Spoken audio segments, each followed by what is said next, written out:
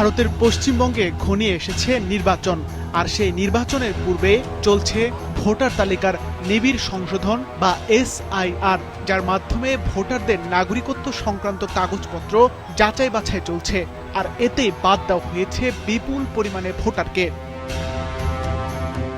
তবে দেশটির পশ্চিমবঙ্গ রাজ্যের সমাজ গবেষণা সংস্থা সবর ইনস্টিটিউটের বিশ্লেষণে উঠে এসেছে কিছু চাঞ্চল্যকর তথ্য, যা নাগরিকত্ব যাচাই বাছাই পদ্ধতিকেই ফেলেছে প্রশ্নের মুখে।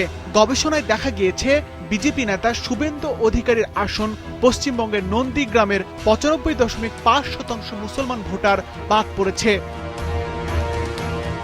বাদ পড়া ভোটারদের মধ্যে আছেন নবাব মীর জাফরের পরিবারের উত্তরসূরিদের অন্তত 100 জন, যারা শত শত বছর ধরে সেখানে বসবাস করে আসছেন।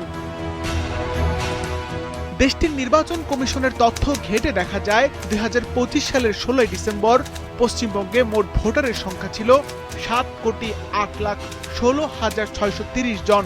সেই ভোটার তালিকা থেকে 90,83,345 জনের নাম বাদ পড়েছে। গবেষণা সংস্থাটি সামাজিক যোগাযোগ মাধ্যমে দেওয়া এক পোস্টে জানায়, বাদ পড়াদের মধ্যে 48.9% নারী এবং 51.1% পুরুষ। 2025 সালের 27 অক্টোবর SIR প্রক্রিয়া শুরু করে ভারত।